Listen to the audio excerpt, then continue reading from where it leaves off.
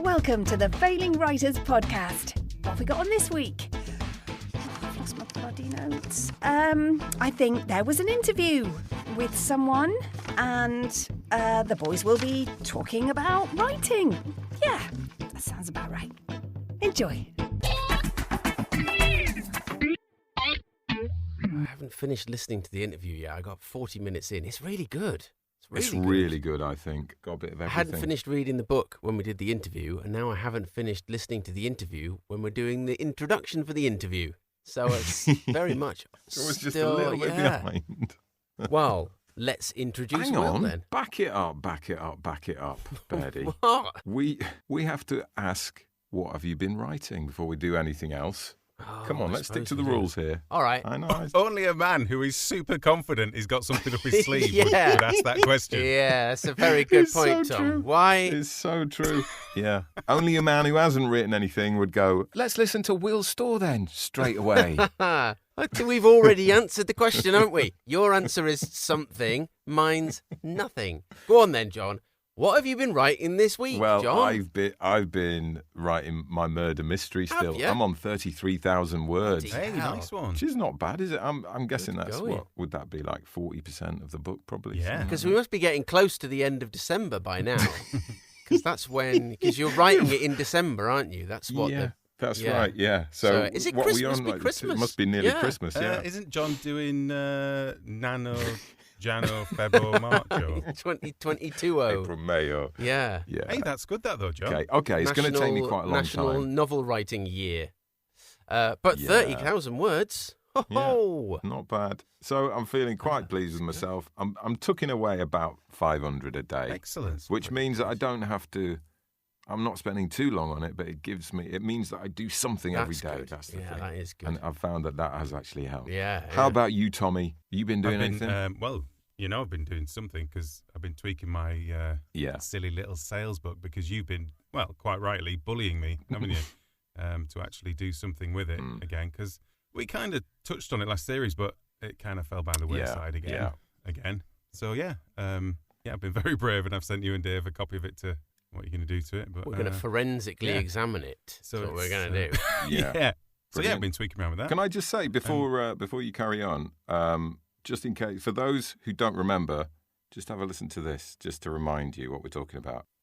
Well, no, the book that I've finished, I'm worried because I started it maybe 10 years ago, and it's a pastiche of a sales training book, which I'm, from our time collectively in radio, Yep. we've seen some pretty horrible, horrendous, amusing sales trainers and salespeople and sales directors, and I've kind of written that, but it is some of it's quite close to the bone. That was just to remind you. That was from episode 1. So we're a year on Bloody now. hell. That's a while ago. It's a Yeah. little while ago. So tell us, Tom, what have you done in that year? Presumably you've moved things forward a little bit. It's definitely, it's racing forward. It's difficult to keep up, isn't it, with the pace that these things move forward. But in that short time, I've sort of half kind of maybe designed a front cover to amuse myself. That's good, This is isn't good it? news. Yeah. That's about it, really. I have had a little tweak with it, flattened some of the Yeah. stuff.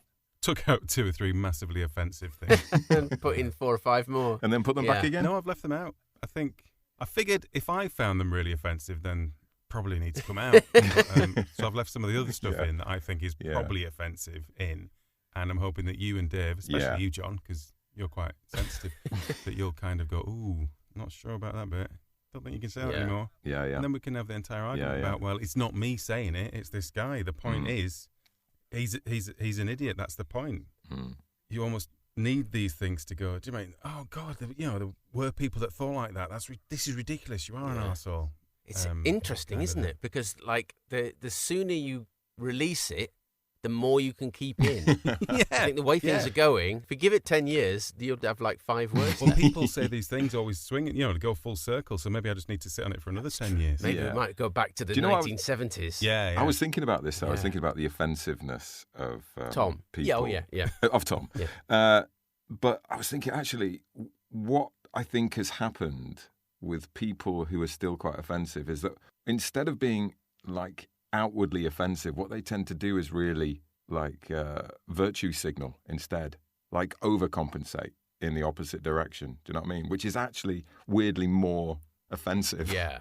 The old some of my best friends are. I thought that might be something to sort of play with in the book a little bit. You probably do anyway. I don't know if I do or not, because I'm not sure I understand what you're saying. Well, just that instead of, I probably need to think about this a bit more carefully before I say it, but instead of instead of going, gay people, sort of going, oh, I love gay people are brilliant. Exactly, and, like being prejudiced, like over positively prejudiced, but still showing that you're completely ignorant. Yeah. You know, just people, by the way. Yeah, just not having a clue, but just going overboard, but in the total wrong way, just getting it completely wrong. Yeah, I think there probably is a bit of that. That's in essence what he does. He just gets stuff wrong. He can't admit it to himself. He's just in this bubble of his world. He's always he's always right. That kind of I don't know, that Donald Trump kind of angle of in that kind of protective bubble. But anyway, so that's what I've been doing. And I've also been working on something else a tiny bit that I'm not going to say anything about. So. And you're not saying it out loud because you're here, John, basically. Is it about trees? And I'll say out loud, it'll come up, and I think, is it? That was quite good. Yeah, it was a good podcast. Well, I've got a text from John. What's this here? I've booked you into an interview with a writing agent. What's going on? Not yet, John. Steady on. Okay. Yeah. Well, we are going to do a bit of an episode, aren't we? We're looking at the things that we've done in an effort to actually make something happen. Yeah. So I think we're going to look at your book there, Tom. You're going to give me some feedback on my book. Yeah. And then we just... That's everything then, is it? Oh, hold on a minute. Something's missing out of the equation. The person who's driving this the other has to give us something to read. It's like John's protective mechanism, isn't it? Makes enough noise about other people doing stuff and so no one's looking at him. It's like a distraction. John, what are you doing? What are you developing? Yeah. Well, I just think, it's very helpful, isn't it? You need somebody who's very motivational. You've got to have the catalyst. Yeah, that's it. Yeah. And that's me. That's my job. That's what I do for you guys. We can just keep saying, record the bloody tree story. That's what we can keep saying to you, isn't it? Oh, yeah. If you want to go digging back through early season 1 stuff, episodes. Yeah. Yeah.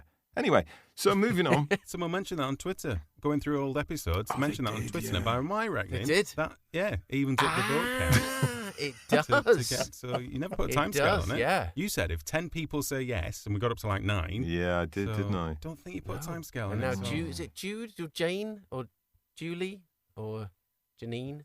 I think you've probably managed to insult about 3 people there. I think I probably have, haven't I? Yeah. We've established that I'm not good. I think it's Jen. Isn't it? It's Jen. Yeah, it's Jen. Sorry, Jen. You know what? By now you should know that I'm not very good with remembering anything. So yeah. Welcome, Jen. I think we know you're not very good with names, Dave, after your whole Bobby Brown incident in your book. So not to worry. It's still funny now. Bobby Brown. How did you sit there and think when your brain said to you, Bobby Brown? How did you? Yes, that's it. That's the one I've been waiting for. Happen? How is that the right answer? It's a very busy time. Well, to ask myself the question, I haven't really been writing anything. Although I have thought about writing another old idea that I've had for ages. Because I've been reading a book by an author that we'll never get on this show. A little known chap by the name of Stephen Fry. Hang on, just googling reading his book about. Has he done anything? Yeah, look him up. Has he been in anything or written anything? Or I think he was in some adverts. What's the book about? It's about Troy, the place. The Helen of Troy, that kind of thing. Because he's done a series of books on Greek myths and Greek heroes and legends. Which is really good. Yeah. Well, I haven't got around to that one yet, but there's a story I've had sort of in my head, which I thought about it for a long time, and then I realised one day that I think it's based on an old Greek myth, which, and I'm sort of reading this book and thinking, I should look more into the sort of existing myth to try and get a bit of background for this story. So that's what I'm doing instead of getting on with any of the stuff that I've actually almost finished. That's good. Suitably vague as well. Yeah. So we'll probably forget about that. It sounded like you were doing something. Nothing actually. Nothing. That's probably safest when John's around. When definitely. He's in one of his proactive for other people. Yeah, I'm not giving any of this away. You guys are learning. Yeah, this is good. Hey, but do you know what else we need to do? What we do need to write. What? We need to have a go at writing a log line for our TV comedy drama series, Poker Night. Yes. Because that slightly humiliating experience of being asked what it's about by Emma Kennedy. Yeah. If that's taught us anything, it's that we should probably be able to actually say something about the series. Did you only think that was slightly humiliating? I mean, what's the threshold there for what's your scale? It was quite painful, wasn't it? Yeah. It was proper squirmy. It was very fair in many ways, wasn't it? We need to be able to describe what we're working on, at least to each other. I think there is an element of that. So that we're all working on the same thing. So I don't know, maybe we should do that. Let's do it. Maybe we should do that today. Let's write it while this incredible interview plays, Yes. right? The three of us will squirrel away in the background and we'll each write a log line, okay? Yeah, we said a little bit about this interview last episode, didn't we? But it is a little bit difficult to sort of put in a box and say, this is what this interview's about. I think it's really. about everything. It's quite far-reaching, quite philosophical in places. It's quite highbrow for us, really, isn't it? It is. I didn't really understand most of it. I think Will uses the word profundity in here as well. I did tell him off for that. Okay, join us after the interview. Hopefully we'll have some log lines to read back. And when we read them back, the BAFTA-winning ideas will just come cascading out of us. Has anyone got a pen I could borrow? I need a pen.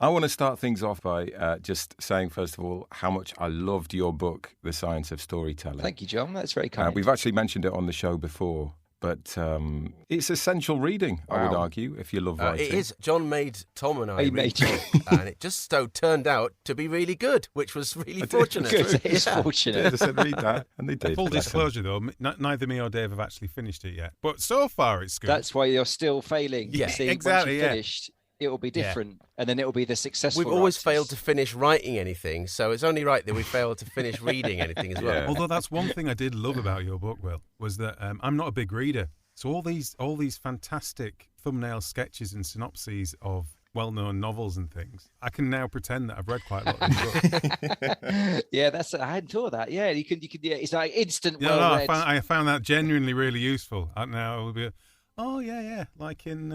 like in Lolita, yeah.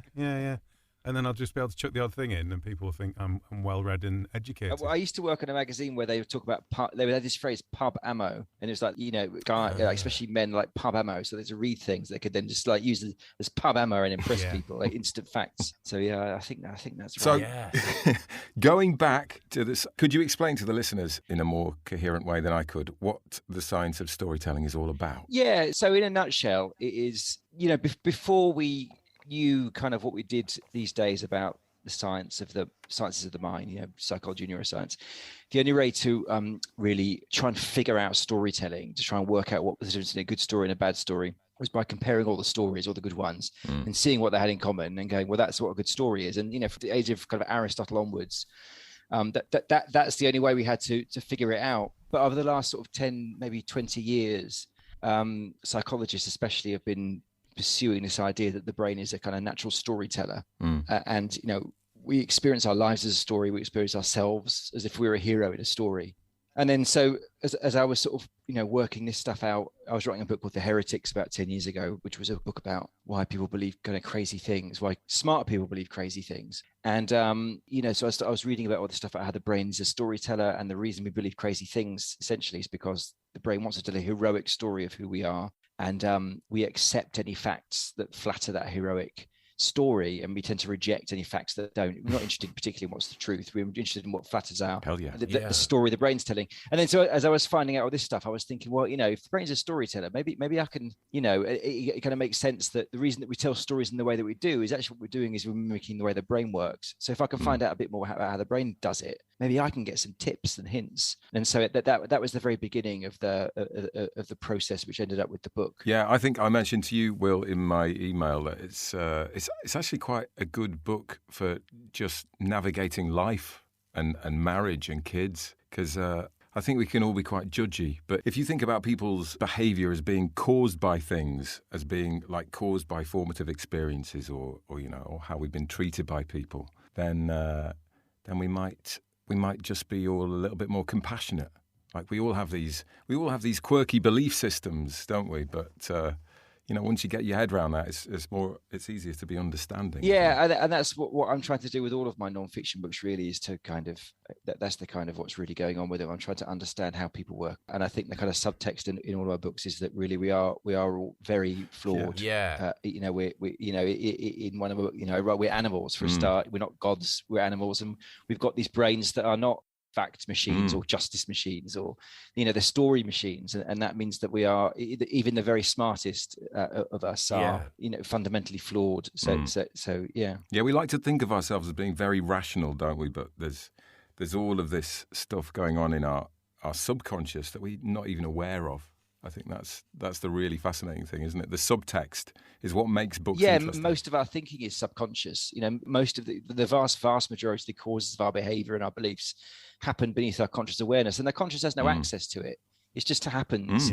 We don't, and nobody, we don't know what's going on down there. Nobody could really tell what's going on down there, specifically. So the story, we say, the self is a story. It's literally true. It's a made up thing the brain does to kind of explain our behavior, to explain our beliefs. And a lot of the time it's going to be true, but a lot of the time it isn't going to be true. It's not just like a cheesy TED talk slogan. The self is a story, it is true. Yeah, but it's great. It's sort of self-revealing, because I was reading the first part of it the other day, and I was reading certain parts and thinking, so and so, they're just like that. Oh yeah, they're just like that. And then I suddenly went, oh no, hang on a minute, I'm exactly like that as well. Oh bloody hell, yeah, I'm an inherently flawed person. But it's quite depressing, really. But I carried on reading it. Nonetheless. Part of the thing is that, or the biases we have, which kind of often work in tandem to make us feel heroic and feel better than we are and righter than we are in lots of ways. And there's kind of bias to lead all biases, which is the bias that says that we're less biased than other people. So when they study, psychologists study psychology students at university, and they find out how biased they think they are before the course starts, and they spend their course learning about how biased everybody is, and then they test them again, and they haven't really budged. All that's changed is they understand how biased other people are. Yes, but they still think, but I'm not like that. So really, it's an extraordinary thing. It's really interesting, because at the start of that book, you talk about change as being the sort of fundamental starting point of stories, or the thing that sort of hooks you in. And all the books that we've sort of read about how to write talk about how your protagonist has to change, you have to have your story arc and all that sort of thing. And yeah, as you also say, resistance to change is kind of hardwired into us. Yeah, that's right. We don't want to change. And that's why, what I try to do in the science of storytelling, really what the big sort of breakthrough for me as somebody trying to figure out storytelling was this thing about how plot comes out of character, in the sense that you've got this character that has a very specific flawed idea about the world, a bias or a belief that's wrong or whatever it is. And often the change that happens at the beginning of a story isn't necessarily a big dramatic thing like an asteroid, flying towards the Earth. It's a change that often is a change that's completely specific to your central character's flawed idea about the world.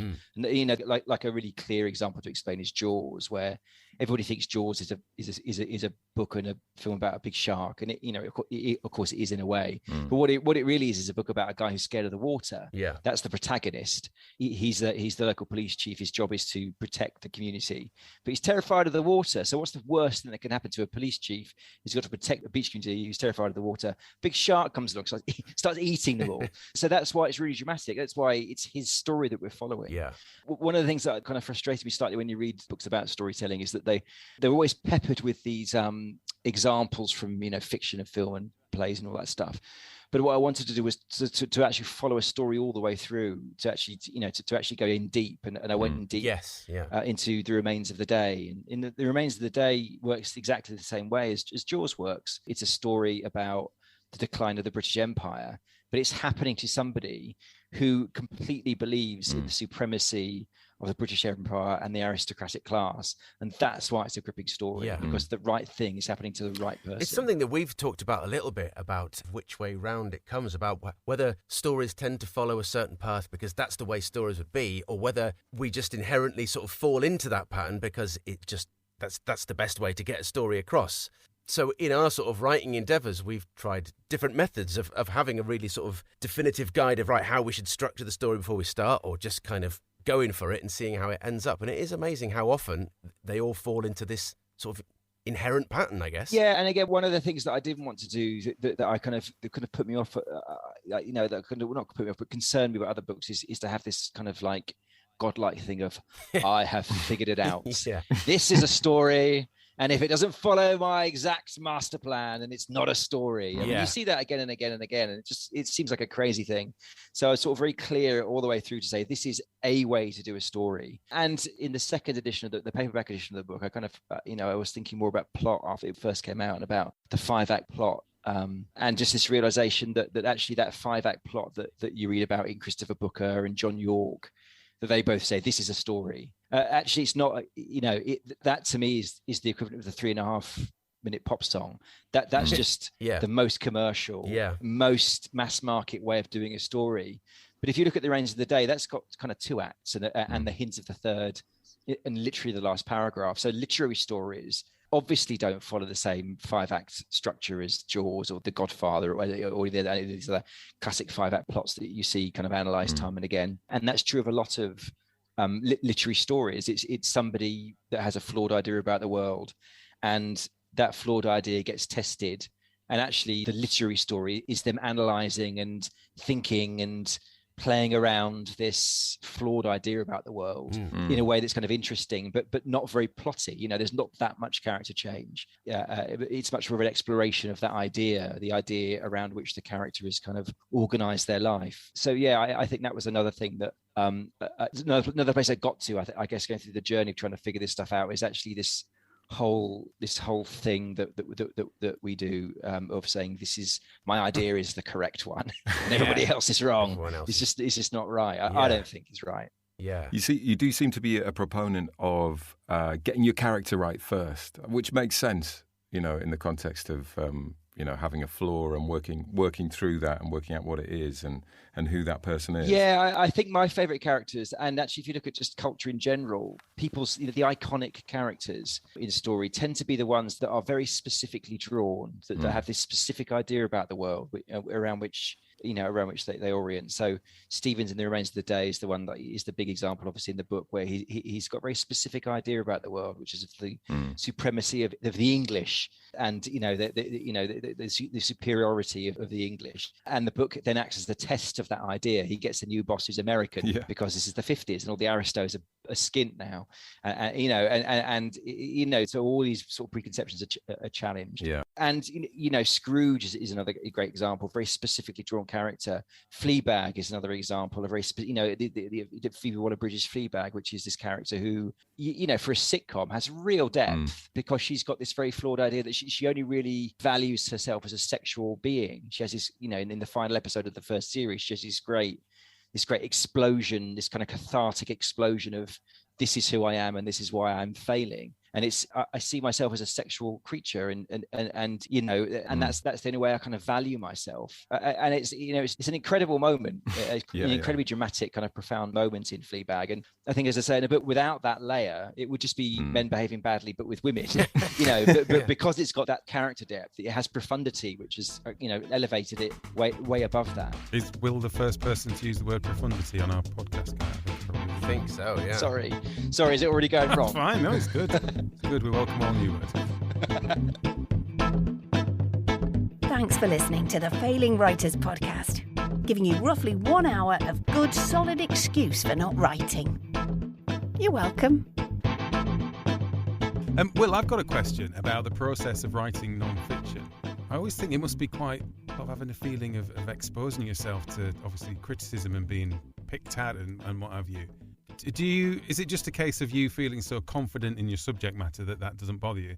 Or is there an element when you're writing a non-fiction piece with kind of opinions and this is what I think about characters and storytelling, that you're kind of putting yourself up for people to have a critique? How does that work when you're writing? That's a good question. Professors of psychology getting involved. Yeah, that's the thing. You kind of open yourself up to the whole, oh, great, this guy from Harvard's just emailed me. Oh, bollocks. Well, okay, so that's a really good question. So the answer is that it doesn't come from a place of great confidence. Right. It comes from the opposite, which is a place of like absolute terror of being wrong. And so that means that I work really, I work really, really hard to get it right. Yeah. But also after I finish writing a book, I spend money hiring real experts, scientists, psychologists, neuroscientists, anthropologists, to read my book and give it a really good kicking. To do the ripping apart before it gets to out do the into ripping, the world. Wow. to do the Right. pre-ripping apart. So How does that feel, though? terrifying. But so one of these people is Dr. Stuart Ritchie, who's this brilliant psychologist who reviews popular science books for The Guardian and other places. And he's torn apart people like, well, I say torn apart, but he's heavily criticised like Daniel Kahneman, who's a Nobel Prize winning psychologist. He gave his book a review that I wouldn't want. So Stuart, he's read The Status Game and The Science of Storytelling, and so he's literally checks every single study that I quote and looks at them and tells me the ones that are a bit dodgy. So I take them out. So it doesn't come from a place of confidence at all. It comes from a place of I've probably got this wrong. I need to get it checked, and I get it checked and checked and checked and checked until I'm fairly happy with it. Does that give you an extra freedom in terms of the writing of it, though? That you think there's a safety net there, so you can kind of explore, go down little paths and. Yes and no. I mean, does it give me yeah? I mean, it gives me a safety net in the sense that I can come up with what I think are hopefully fresh ideas. Yeah, and knowing that people like Stuart and Sophie Scott, the neuroscientist, and so on, are going to read this and check it and tell me if I've got it wrong, then it definitely gives me. I think if they weren't there, I'd be much more conservative. That's what about the claims that I'm making. Definitely, yeah. Because it either goes one or two ways, where you think that's a safety net, or you think I'm not going to write that. They might think I'm silly. Yeah, well, I don't mind. I mean, obviously, I do mind a little bit looking silly in front of Stuart and people, but because it's private and they're there to help me. And I mean, I think that's the other thing about having been a journalist for 20 years. One of the big things I learned as a journalist was there's no such thing as a stupid question. And often journalists are scared to ask what they think are stupid questions because they don't want to look stupid. But actually, what I found time and time again is when you ask a stupid question, it's actually not a stupid question because everybody else is thinking, I didn't understand that either. So I think, having been a journalist for so long has also given me the confidence to understand that there aren't such a things as stupid questions. And if I make a mistake, it's fine as long as I correct it before it's printed. I feel like we've started your story, your character. Your fundamental flaw is you believe there's no such thing as a stupid question. And what you've done is come on a Failing Writers podcast interview. And by the end of the interview, your worldview is going to have to we'll change. take you on a journey of change and test that hypothesis to the limit. Yeah, well, okay. I'm looking forward to it, yeah. One question I don't think this is a stupid question, but we shall see.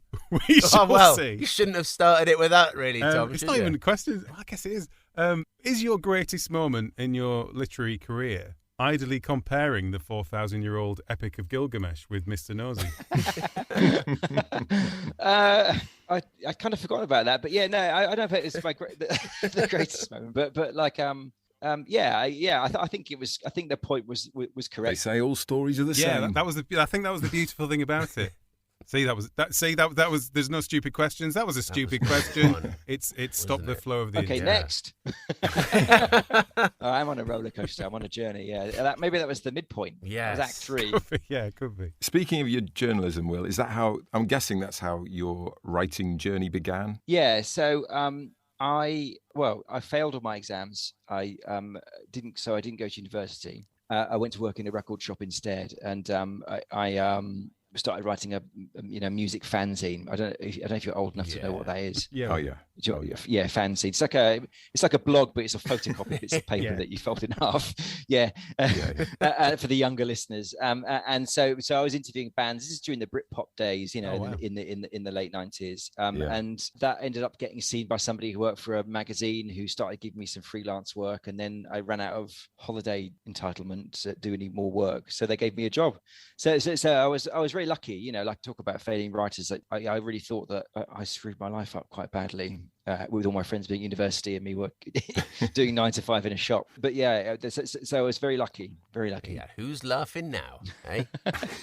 And your first book, was that kind of on the back of working as a journalist? Were you kind of doing that side by side, or was that a totally separate project? Yeah, that was off the back of that. So I did an article for a magazine about a ghost hunter. Oh yeah. And so this was a guy called Lou Gentili. And by day, he was a central heating engineer. And by night, he was the demonologist. And he would go around to people's haunted houses. And, to get his story was that when he was growing up, he was growing up in a haunted house. And nobody would believe him that there were ghosts, and say he was kind of sense of therapy and all this stuff, and driven by this sense of injustice. He now goes around helping people who live in haunted houses, collecting kind of volumes of evidence that then he can take to the Catholic Church to persuade them to give them an exorcism. Wow. So I did a story on this guy, just expecting it to be a bit of a kind of like a Louis Theroux style kind of gentle ribbing, but actually the joke was on me because he scared the shit out of me. No, really? Like, it was really terrifying.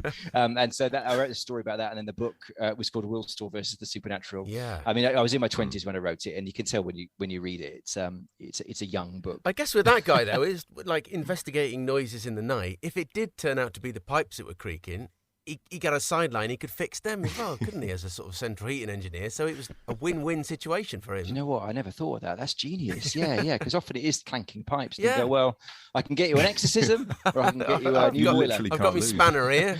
Yeah. I've got my holy water and a spanner. I can fix you either way.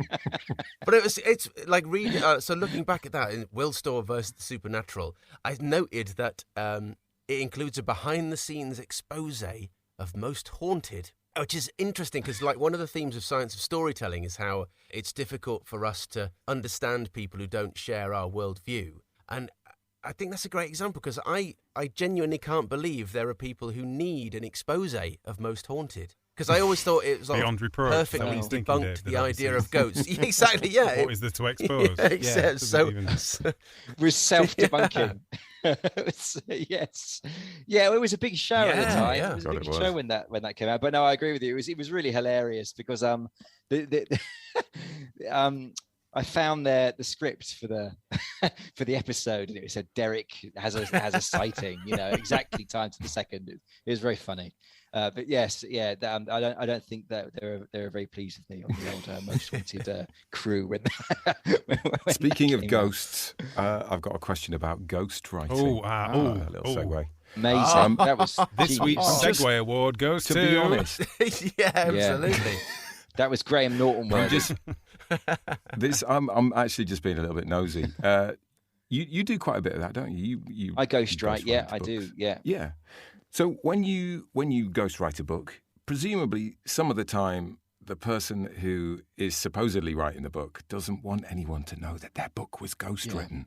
Is that right? Or do you always have to credit a ghostwriter? Well, the way you find out who ghostwrote the book is that you look in the acknowledgements, and usually contractually they have to thank you. Right. Because that's how ghostwriters get other work. People in the industry look in the acknowledgements and go, "Oh, that guy's a ghostwriter." So presumably that's who wrote this book. So that's what tends to happen. But you're right. Some of my clients I don't mind, and some of my clients do mind. So yeah. And how do you split the fee? Well, it's not good. Their story. Yeah, I mean, I think the top ghostwriters, of which I am not one, they get royalties, but I'm not at that level yet. I get a flat fee. Yeah, right. So they get a bit more. Yeah. So yeah, that's the deal for me. But you do hear stories of people getting royalties. That sounds like a real skill because you've got to nail their tone of voice. I suppose presumably you have to spend quite a lot of time chatting with them. Well, not really. Well, sometimes it depends. I mean, some of my clients, it's like literally you got like a 3 or 4 days, and then you've got to write a 90,000 word book.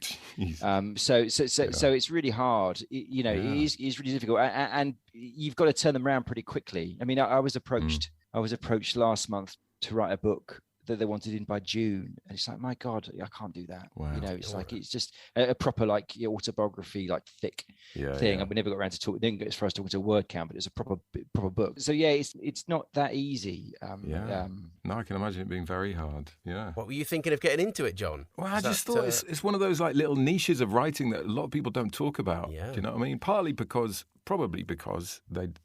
Most people who are being ghostwritten for don't really advertise the fact that their book wasn't written by them. Yeah. I'm guessing. But basically, anyone famous or high profile, they haven't written their book because I mean, you're writers, it just takes ages. Yeah. You can't write a book. If you're well, we can't write a book anyway. So if you're Gary Lineker or whoever, like there's just no way because it just takes months and months of full-time work to write a book. Yeah. So even if they had the technical skill to write a book, which they don't, they wouldn't have the time. So they have to have a ghostwriter. Yeah. So when somebody say, "Oh, which famous people have ghostwriters?" Do you think the answer is like all of them? Do you think that do you think that Michelle Obama just had 6 months to throw at least, or I put more like a year to throw at writing a book full time. She hasn't got time. She didn't write that You book? go into W.H. Smith's and there's a book written by somebody who's on the One show every night. Just look in it for the acknowledgements, see who they say thanks to, and that's probably who Ghost wrote that book. Wow. I'm assuming that everyone's contract is the same. And in my contracts, it says that you have to thank Will in the acknowledgements. Thanks to Will. Couldn't have done it without you. But not for writing the book. No, it doesn't say that. It just, usually it's just your name, or it's just says for advice or help or something. Little bit of help. Thanks, Will. But I'm working with, I can tell you, I'm working with a guy at the moment, Thomas Heatherwick, who is a really successful architect, and that's one that he's not pretending that he's written on his own, but I've been working with him for 3.5 years now on this book, so it's been a bit of an epic project. Wow. But I mean, one of the great things about being ghostwriter is you get to work with these fascinating people, and the difference between being a ghostwriter and a journalist is great as well, because as a journalist you're kind of antagonistic with the people that you're interviewing. You're trying to get stuff out of them, and they're trying to stop you getting stuff out of them. But when you're a ghostwriter, they just tell you everything. It's just like brilliant, and then you work out, you kind of figure out together, well, that you better not say that, pal. Not Thomas Heatherwick, obviously, but other people. It's to their benefit, isn't it, to spill the beans, to be fair. And the other good thing is, if the book is a roaring success, you can go, well, I wrote that. But if it falls flat on its arse, you can always what? Not my story. Totally. Not to do with me. But it also works the other way around. Obviously, when the book is a success, the publishing company goes, this celebrity is just so hot right now. But if it fails, they're like, that ghostwriter, he really fucked up. It is, though. It's not. That is actually what happens. It's so frustrating.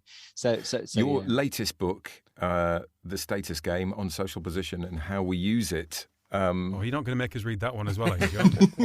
Well, I'm definitely going to read it, but it sounds almost like a sort of continuation of The Science of Storytelling. It is. In the sense that book, in Science of Storytelling, you talk about status and connection being two of the sort of the main things that drive us. Yeah, it is. It is a continuation of The Science of Storytelling, but it's got no storytelling advice in it, this one. But so The Science of Storytelling really it contains the kind of science elements from two previous books, The Heretics and Selfie, and kind of adds storytelling advice to it, and all of that really concerns the conscious experience of life. So the conscious stuff is a story.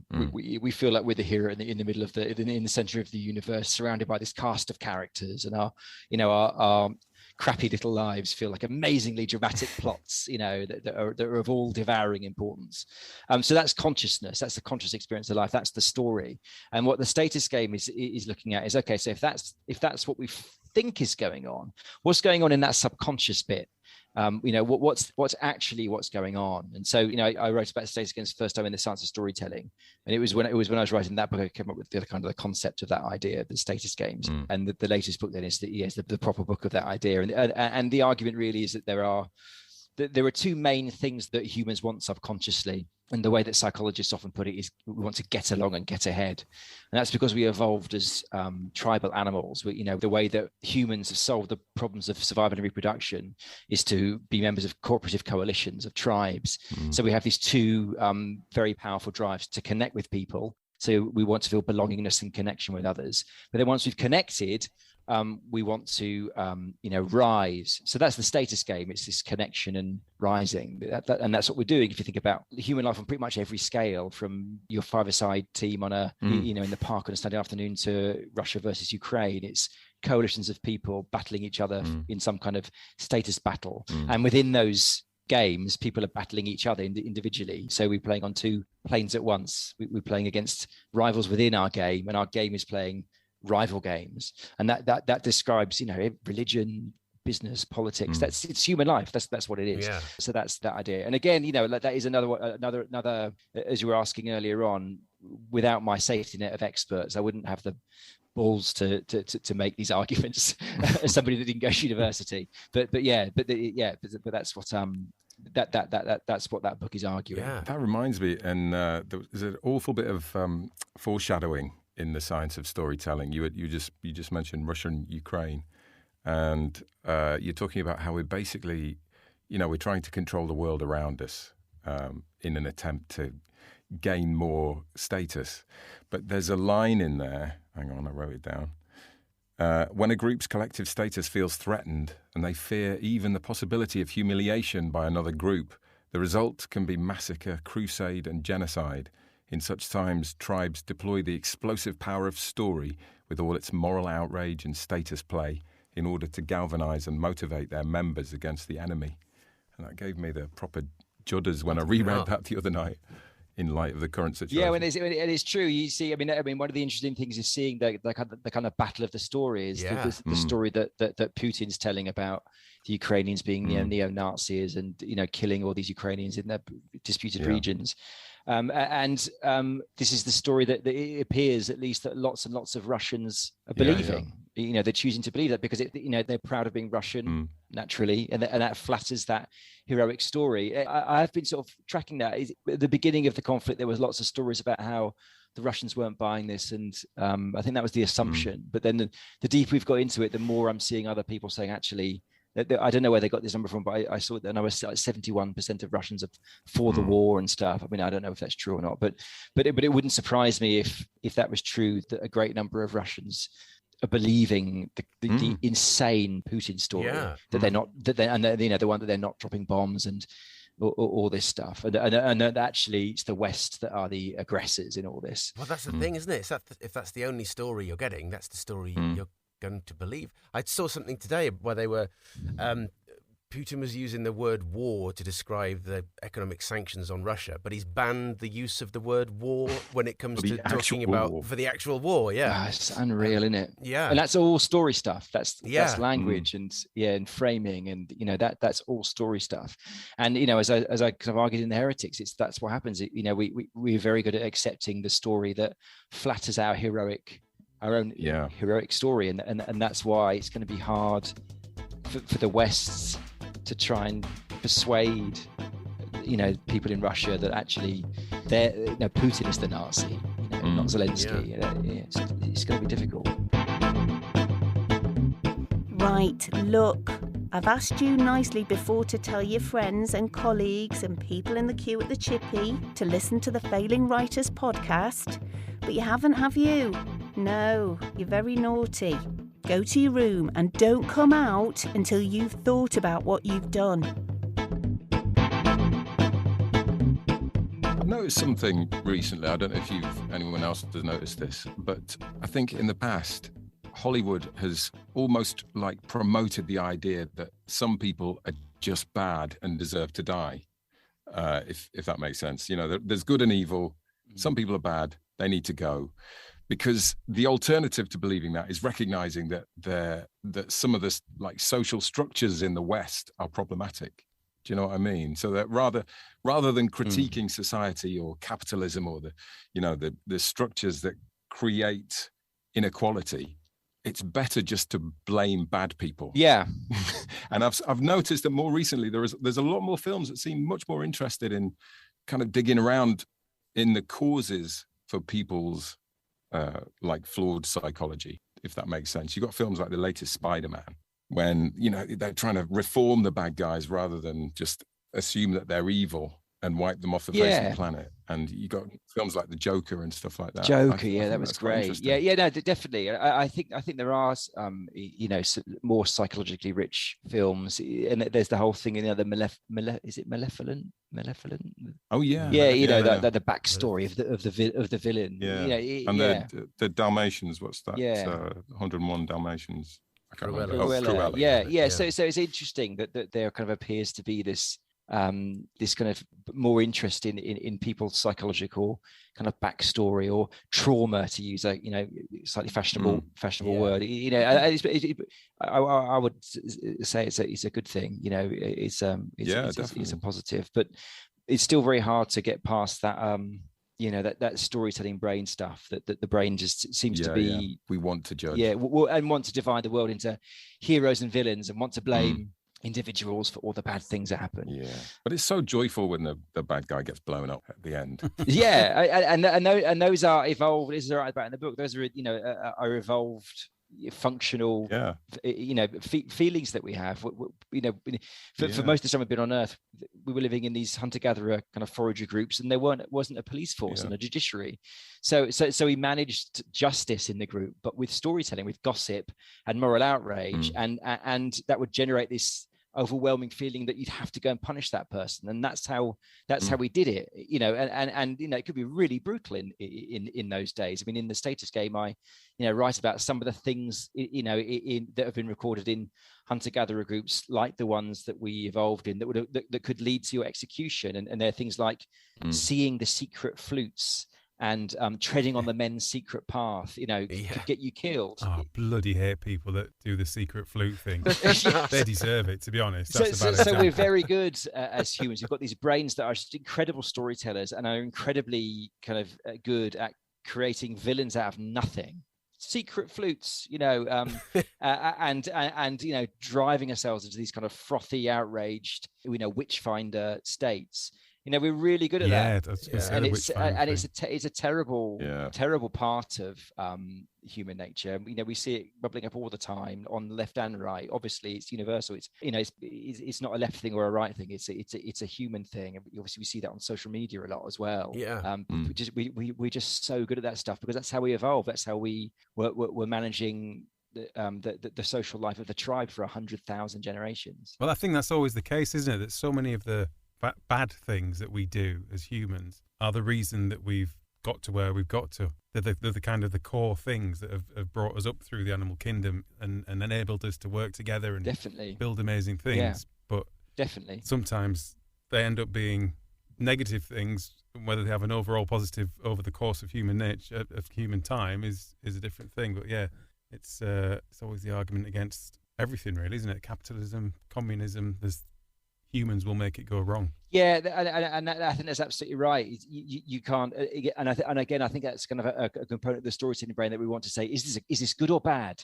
Is this idea a hero or a villain? And it's like it's both. And your brain just, I don't want no. Which box does he go in? Yes, and the more I've looked at this stuff, the more I've become kind of like it's different from being centrist. It's this kind of weird belief where I actually think everyone's right, like the left are right and the right are right, but they just can't see each other's rightness. It's like so the example that I use in the storytelling book is capitalism, and the left tell a story about capitalism, which is essentially it's exploitation. It's rich people exploiting the worker and getting fat on their toil and all that stuff.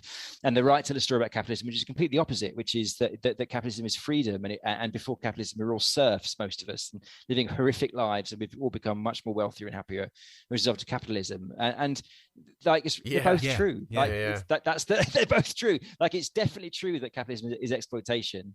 It's also definitely true that capitalism is freedom, and life's got a lot better since the beginning of capitalism. So that's not good enough, Will. Who's the baddie? Yeah, exactly. Who's the baddie? Yeah, we have to pick a baddie, and it's like, and you see that the more you kind of step back and take the emotion out of these sort of heated political arguments, the more you can see that very often the things that we fight about, is immigration good or bad? Is Brexit good or bad? Both sides have really good points. Maybe not. I still can't see Brexit. That's my thing. but I just, do you like funny coloured passports, Will? Do you not want a blue passport? What's wrong with you? I know. Yeah, it's still hard to figure that one out. And I think that breaks down on the level of the war. Like you could never argue there's good and bad in the Second World War and in what's going on in Ukraine at the moment. That when it comes to these absolutely maximally grotesque events in the world, that's when that kind of argument breaks down. But I think generally speaking, you say that, but there are still people that say things like, well, Hitler did invent motorways. Yes. Which never seems to counterbalance it fully for me. No, it's not a great trade-off, is it? No. Yeah, I know. I've heard some very respectable people justify absolutely horrible things because of one small little, at least to give you an example, I once heard some very respectable friends of the family suggest that you can say what you like about apartheid, but at least everyone knew where they were. Ooh. So, there's always a way that people will justify the most terrible things because of one little thing in there which But does that go back to what Will was talking about at the start of his book? that people have you generate these fixed ideas Yeah, absolutely. of yourself and your position and the world around you, and then you will kind of defend it to the hilt. Yeah. Yep.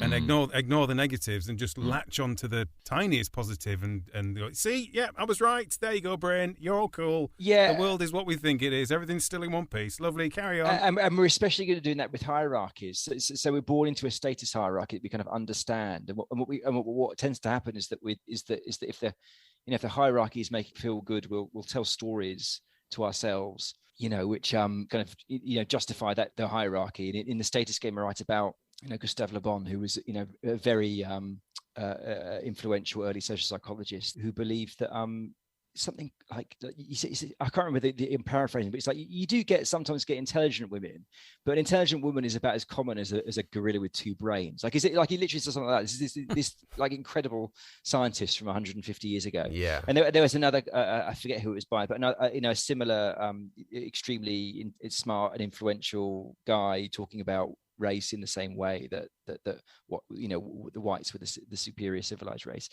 and at the time that's just what we do. We look out into the world and see the hierarchy and tell a story that kind of justifies that hierarchy.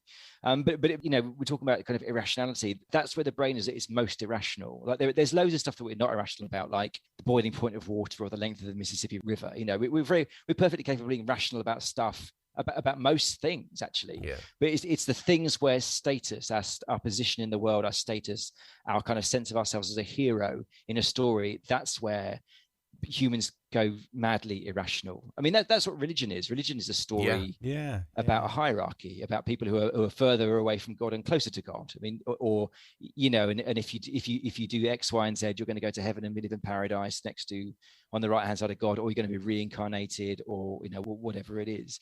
That's the same as telling these stories that justify misogyny or racism. Yeah. It's interesting as well how story can be powerful for good as well, and just how far books and stories can really change you. I think in your book you talk about I think in psychology they call it transportation or something, was it? Yeah. And it's almost like you're living through someone else's body for that spell when you're reading, and how it can actually like alter your beliefs. That's right. I mean, so transportation is when you're so kind of drawn into a story that you forget what time it is, you forget where you are. It's that great moment when you're leaving the cinema and just for a few moments you're in another world still, and your brain has to figure out, oh my God, I'm not Luke Skywalker, I'm just me. Bloody hell. It's Sunday afternoon. I remember just to interrupt very quickly, I remember going to watch Gone in 60 Seconds back in the early 2000s, and honestly, you have never seen people drive out a car park so carelessly and fast. It was like, what's going on here? That's exactly it. Yeah, I mean, they're all the hero, for a minute, and their brains have been transported into the movie. And I'd never stolen a car before that either. Do you know what I mean?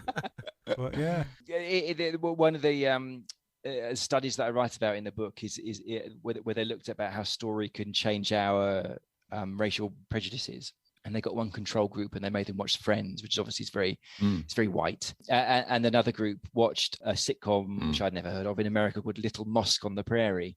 And Little Mosque on the Prairie was just sort of depicting Muslims as just ordinary, Americans. It wasn't overtly about Islam or anything like that. It was just kind of normalizing Muslim Americans.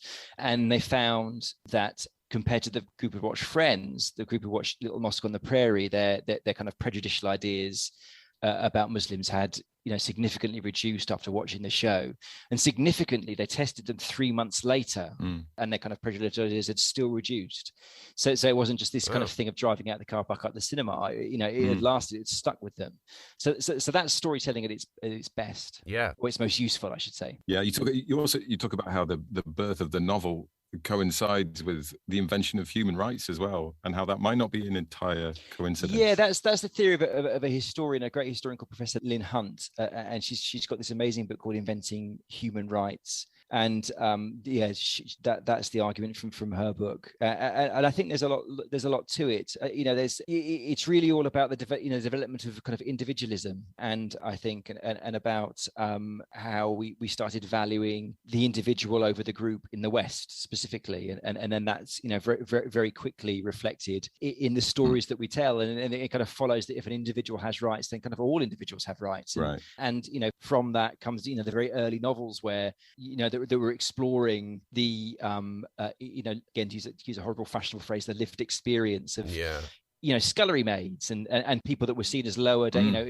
women and people who were seen as lower down on the social scale back then, and how that had a transformative effect. So this idea of seeing the world through the eyes of these people, that happened very early on in the story of human rights. So the theory is that actually was a causative. These were big bestsellers at the time, and it was a causative thing, and I think you can understand how that could be true if lots and lots of kind of wealthy, intelligent, intellectual people are reading these very fashionable books that are kind of compelling them to see the world through the eyes of people that they might not consider quite human before. You can see how that would have an effect. And this is all around the time when, in the early years of when people were thinking about women's rights and also, ending slavery and ending kind of torture and capital punishment. It was all around these years. So yeah, it's a very interesting idea. Well, I think I mentioned in the email that I sent you as well that the three of us are planning to write a sitcom together, Will. Yes, this is our desperate attempt to bring some sort of order to the chaos that is this show by having a common thread through this season. Yeah, but we've got quite a task now because we've got to change the world if we're doing this. Little Mosque on the Prairie to do exactly. Now, have you got any wisdom, Will, on how you go about creating comic characters specifically? Well, I would say that you've really got to take that idea of the very highly specific character seriously, because if you think about our best comic characters, our most loved comic characters, be it Fleabag or Basil Fawlty or David Brent, they're all have very specifically designed flaws. And, at the beginning of every episode, something happens to kind of trigger that flaw and kind of make that flaw manifest itself. But what makes a sitcom is they don't change. Part of the humor is that they just carry on, being who they are. I think Fleabag is seen as a comedy drama because there was the hint of change there. Yeah. But then season 2 came back and she was kind of the same, so maybe not. So yeah, I think that's what it is. It's that taking very seriously the idea of that, in your sort of central protagonist or protagonists, that they have this very specific flawed idea about the world. And when you're kind of figuring out this flaw, when I'm sort of doing workshops and courses with writers, this is always the bit they struggle with, because it's the journey of making them really highly specific. So what happens is I say, right, I want you to tell me the very specific flaw of your character, and they come back with things like, oh, they're very angry, and the one they always say is they want to control the world, and then. I say, well, everyone wants to control the world. Every living thing, like a cockroach wants to control the world. How are they trying to control the world? That's, one of my favorite movies of recent years is Birdman. I can't remember if I write about this in the Science of Storytelling, but it's part. I teach it when I'm doing the course. The Michael Keaton film. Yeah.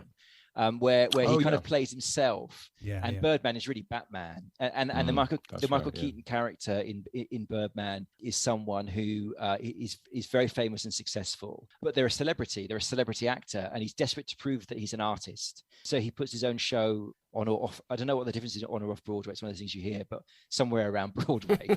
He's writing near and directing Broadway. Near Broadway, in the vicinity of in Greater Broadway. Yeah, he's putting on his own sort of show in New York somewhere, and the central struggle of that film, the very, very specific idea that film is exploring, is his idea that his insistence to himself that I'm not a celebrity. I'm an artist, and there's an absolute sort of critical scene in that film where he corners like a New Yorker style theatre critic, like a very powerful theatre critic in a bar, who's been sort of taking notes on his work, and she just says, I'm going to tear you to pieces, and they have this big row, and that's what she says. I think it's something like, you're not an artist, you're a celebrity, and that's it, and that's why he's a great character, because that's his whole character. That's his flawed idea about the world, and it is a flawed idea because it's not true, because the play's bloody awful.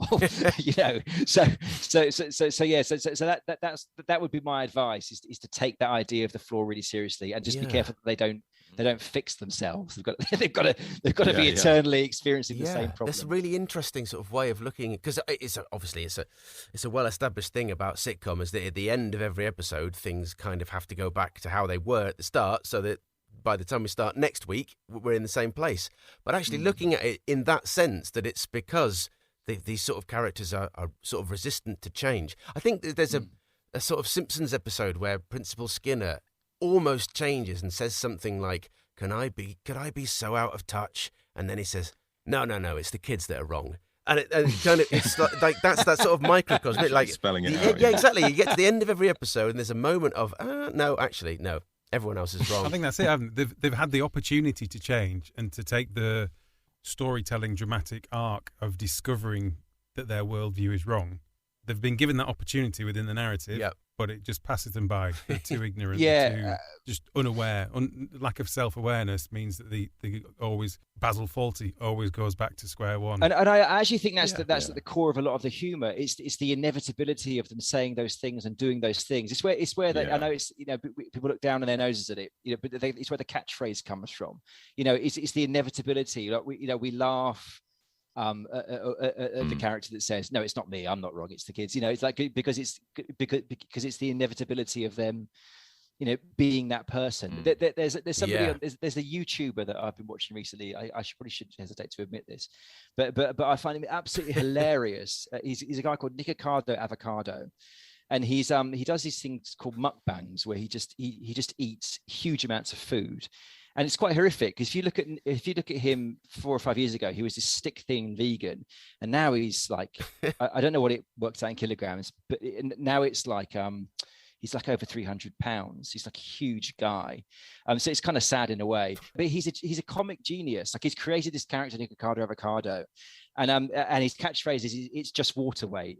And he says, he's like, "I'm getting fat and I don't know why." He keeps saying, as he's surrounding himself with literally $100 worth of Big Macs and eating them all at once. He has these like weighing scales he stands on. They speak the weight, and he always accuses it of hate speech.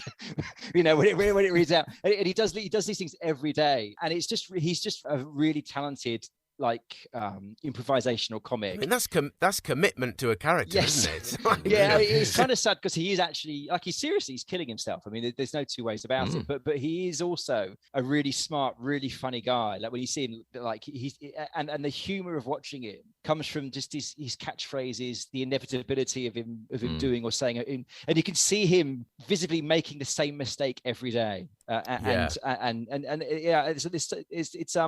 the same as Basil Fawlty, what he's doing. It's the same as David Brent. It's the same as Fleabag, or it's the same as Bart Simpson, or Homer Simpson, even more. It's these people that can't see what they're doing wrong, and they're kind of merrily oblivious, and almost merrily oblivious of the chaos that they themselves are causing for themselves. And it's often that sort of sense of indignation that why are things this way, but it's them that's making it that way. Yeah, that's it. And it's just like with this YouTuber, that's exactly what you just said. That's exactly what he does. His whole comic characters, he doesn't understand why he just cannot wrap his head around why he's putting on so much weight. It's just ridiculous.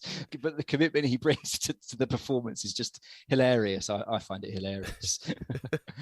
That's excellent advice. I think we've got a winner there, lads, haven't we? Oh, definitely.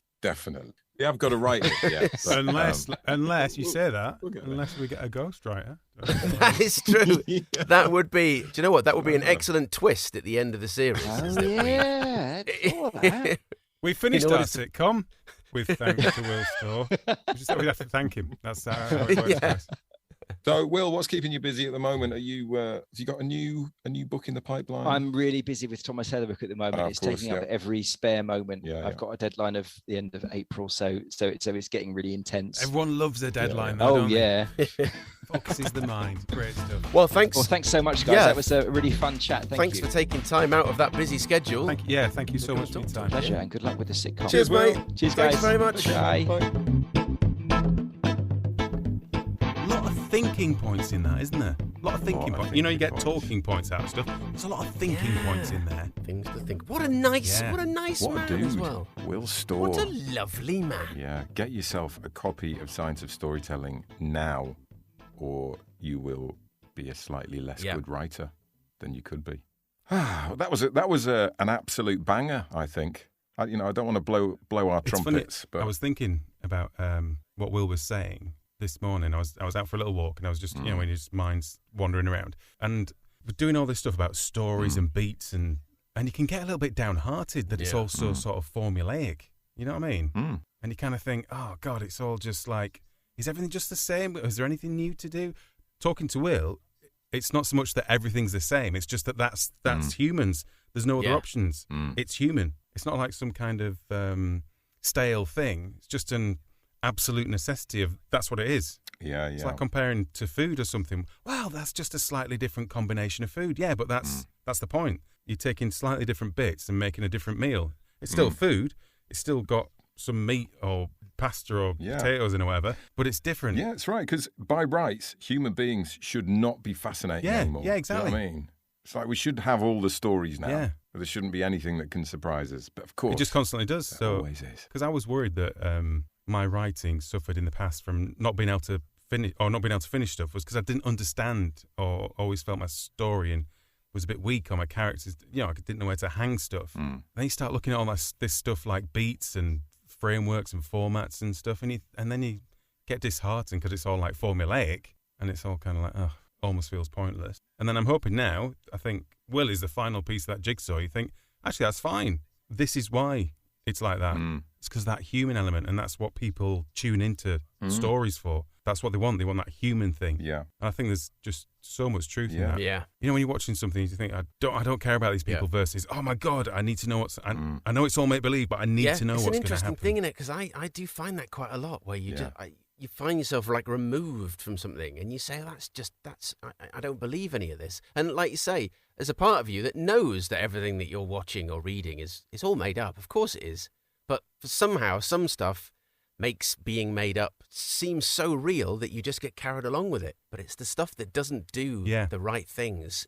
Once you fall out of that suspension of disbelief, it's gone, isn't it? So fascinating stuff. Fascinating. Full marks, Will Storr. You say it was fascinating. I wasn't listening because I was far too busy trying to write this log line. So I'm going to have to listen back to that another time, because I've been working my little socks off here. How did you get on, Dave? Do you feel confident? Well, I'll be honest with you. Talking about getting a bit depressed by stuff, I found it quite a depressing experience. Oh, wow. So I was thinking long and hard about how to sum up what we've been working on in a sort of sentence that makes sense, that tells you what the story is about in some way. And I struggled so much. I started just thinking, is it any good? Have we got anything that's any good? Can we hang it in a certain way? Did you, by the way, look back on what makes a good logline episode? I'm going to assume no, because you haven't had time to do anything. The last people we should look to for advice is ourselves. That's true. Quite wisely, I would say. Yeah, if you want to, if something's worth doing, don't do it yourself. But I come up with something, but I think controversially, maybe it does, maybe it doesn't totally change what we've been working on thus far. Well, I guess we'll never know if you don't bloody read it out, Dave. Well, I'll get to it. So this is sort of forget everything that we've done so far, but just a log line that I think has some intrigue to it, right? When a woman joins a long-running, lads-only poker night, the established crew are finally forced to share more than just their chips. Ooh. That's quite good, Dave, actually. That's nice and vague as well, isn't it? It's good. Yeah, and it is straight away. And the thing that I thought about it is that takes it from being Friday night dinner, but about a poker night, to being the Vicar of Dibley, but about a poker night. I think with the log line, though, you don't need to be shy and tease. You don't tease with the log line. So I think on that one, it should be more explicit at the end. What do you think gives rather a bit more? than hedging it, and sharing more than the chips. It needs to be a straightforward and blatant how it explains what's going to happen. But no, I'm with you. But I just thought, kind of, as a sort of a line that just says, oh, I can straight away, I can see where the conflict, where the story comes from. Because it's something that you said, John, when we were first talking about the poker night, and we were talking about the idea that I think we all agreed that we kind of needed to have some diversity in it so that it wasn't just a bunch of lads.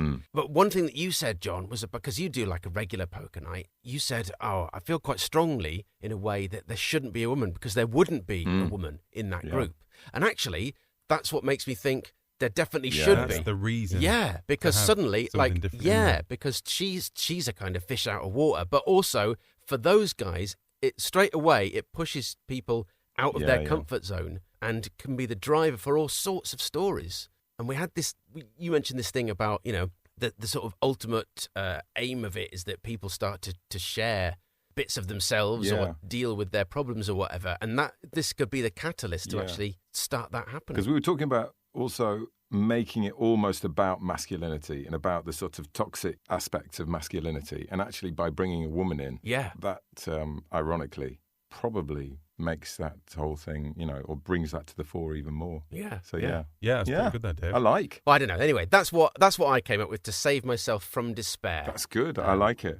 So you've made the main character that we follow the woman. Yeah. I think so. Yeah, but also like what we have to have. Because Emma was talking about, and a lot of people talk about the idea of comedy is people have to be trapped. So there has to be a bloody good reason why she's there and why she can't leave. And why the other people, if they get annoyed that she's there, they can't leave. They all have to have the reason for it has to work. It has to stay together. Despite this sort of disruptor. We kind of got a long way with that, with our behind the scenes text messages and chats and stuff. So I think we've got a pretty strong framework for that. If we just change that Jim character to Jane, and then we're away. Another Jane. You love your Julies and your Janes. Jen, let's call her Jen. Jen, let's name her after Jen. Although you do get some girls that are called Bobby, though, Dave. This is a good point. It's a very good point. In fact, I think we mentioned Billy, didn't we? So that's not, a million miles away. Tommy, you were talking about being more explicit. I'm guessing yours is a little bit more explicit. Let's have it. It's not massively, actually. Mine came out and it sounds quite bland, so I probably should have worked on a bit more. But this is where we got to. A group of friends who run a weekly poker night broadcast on YouTube are driven apart when a new member with ulterior motives tries to split them up by revealing their individual secrets. It just sounds a bit lacks the edge that Dave kind of had a bit more edge in his. I think you could just... Yeah. I don't think that's terrible. I can see a story there. When Dave read his, I thought we probably need to mix mine and Dave's. From what I knew at that point, yours might be brilliant, John, so we might just use yours. No, it's not dissimilar. It probably sits in the middle. Or maybe I've been more explicit, actually. Right. I've got... Because, we were talking about... in the logline episode, we were talking about how you've got to get that sort of sense of irony in. And I think Dave's done it by having a woman. Have you just been listening to season 1 today? Is that all you've been doing? Yeah, pretty much. Just to try and catch us out and stuff. And just dipping in. Yeah. But I thought you've got to get that little bit of irony, haven't you? You've got to get that sense of the character. Why is it such a problem that character is in that situation? That's exactly what mine was missing. So I've gone... a skint and lonely introvert joins a live streaming poker game in order to publicly humiliate the highly respected patriarch of the group, who, unbeknownst to him, is the young man's father who abandoned him when he was tiny. So it goes on a bit, but it gets the reason. I thought maybe, because at first I did what Dave did, I left the reason out. But then I thought, actually, don't you need to hear that in the log line? I don't know. Yeah, doing a log line, no punters are going to hear it. It's not for general consumption, is it? It's just to set out your store and prove there's some sort of mileage in it, really, rather than isn't it? But I think it also depends, though, doesn't it, about whether we're telling a story that's all going to be nice and neatly wrapped up, or whether we're opening up a kind of like a story engine, basically, a situation where we could have lots of different stories. Yeah. It's the sitcom comedy drama question all over again, isn't it? It is. Yeah. If the log line is about this person looking for their father or whatever, that makes it all about that story. But I don't see why that can't be the long story. And actually, because in the really good comedy dramas, you have your sort of long story, don't you? And you have a story each week as well. Really, really good comedy dramas. You have your long story, short stories each week, and the short stories each week also contribute to the development of the overarching story as well. And you also set up potentially what the next season is as well. Yeah, but, all in a sentence. But yeah, I don't see why there's no reason why. I think as soon as you've got a poker game, you've got a group of people, then you're going to hear those stories. But you're right, there's nothing in there about their secrets being revealed, and that's sort of the point, wasn't it, in a way that we talked about. So if we just mix all those together, we've got something. Yeah, no, I think that's what we're doing. We're doing it together. That's the point. Is there a way of doing that? That's it. That's the Is thing. there a way of wording it? We should do what our clients always used to do when you present a load of different radio ads, and they say, "Can we?" Yeah. They got. I like the one with the robot in, and I also really like the straight talking one. Oh, and the one with the joke about the hot air balloon. Yeah, that's good. So can we just mix them all together and put them all in one ad and make it 10 seconds? Yeah, that's what we need to do. Yeah, we can do that. But yeah, I think that was actually a useful exercise. Yeah, I found it useful. It definitely made you think about the story. Yeah. Yeah, it's a bit annoying that I was going to make a joke about, well, Dave, at least we've done that John made us do in his week of making us do things. But actually, yeah, that is actually useful. Yeah, it is, because it forces you to think about what's not working or why it isn't working. Yeah. And rather than ploughing on regardless and finding out 3 weeks later that 10,000 words later that it doesn't really work. The entire premise is a bit shit, actually. Yeah. But I honestly, I found myself at the point today where I was starting to try and write a log line for the Lord Byron at University idea, because I was thinking, I don't know if there's enough in this. I don't know if I sort of fell out of love with it completely. Right. And then I thought, actually, if we can do something that just has that sort of, gives it a driver that we can break down simply enough. That's it. It's finding the driver. That's exactly it. It's finding the reason for it to exist. Yeah. Well, there we go. That's another big step along the way. Good. So, good task, John. What we really need to do is actually start firming that all up and putting some flesh on getting some bones first, and then putting some flesh on the bones. Yeah. Putting some more time in the diary aside for us to take it seriously. Yeah. But until then, join us next week. We've got a proper treat for you next week. Have we? Yeah. What have we got? Yeah, because Tommy has agreed. I didn't. Well, he hasn't actually agreed, to be fair. He's relented. He's relented. Agreed is a strong word. Isn't it? He's resigned to opening himself up to some tough constructive criticism. So we're going to talk about Tommy's comedy sales manual, and Tom is going to send us his book, as we've said, for us to feedback on. If you'd like to hear Tommy squirm a little bit more, then tune in next week, kids. So this means I've got to read the bloody thing now, haven't I? Oh, just to clarify, I'm not massively after your feedback, so I can take it or leave it. Do you know what I mean? It's true, you didn't actually ask for it. That is a good point. We'll give it Should anyway. we just give it a score out of 5? No, it's funny, actually. Once you'd said about sending it to you and whatever, it did actually make me kind of realise part of the reason I've not done anything with this is because I didn't really do it for any reason other than for me, really, for myself. It's kind of a bit of a cathartic, fun thing to do. So there wasn't actually a point beyond that. And I kind of felt like, you should self-publish it or do something with it. But I think part of that, half the reason was that I kind of stopped and died a death with it, was that I thought it was pretty much finished. I'd done what I wanted to do with it, and it was sort of done. Yeah. So I don't really give a shit what you say about it. I think all the writing that I've done in the past has been for that reason. So I've never had So I totally know what you mean. And also, it's not as scary, is it, if you just leave it on a hard drive? Yeah, but I was thinking that's the other thing. Doing, whether it's scary or not, but if you two come back next week and say, "Oh, Tom, it's just not funny. It's rubbish," won't be bothered, really. Yeah. I'd kind of think, well, I think it is. I enjoyed doing it, so there's nothing else to say about it. Well, really. That's good. That's good. So we can be really brutal then. Say what the bloody hell you like. Say That's what you like interesting about because when we finally, or when you finally get round to ripping apart the Spooky War book, I'm quite anxious about that. Yeah, I would. Because I know that's a bit different though, isn't it? That's you did it with your dad. Yeah. It's so loaded with everything. Well, exactly. I already know there's quite a lot that's wrong with it, but I don't quite have the sort of motivation at the minute to make the changes that I know it needs. But if I don't know. The thing is, you might come back and say all the bits that I think are wrong with it. You might come back and say, "Oh no, I like those bits," and then just rip apart all the other parts. And we'll almost certainly just say all your dad's bits are brilliant. Yeah, that's why I'm not letting on which bits are what. Oh, we can tell, Dave. We can tell. Pretty clear. Pretty clear. Anyway, that's for another week.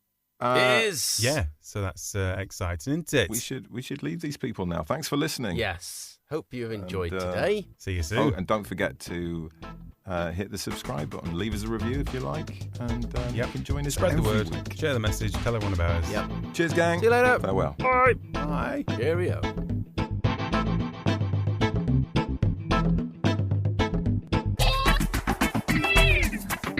Hello. Hello. Where's everybody gone?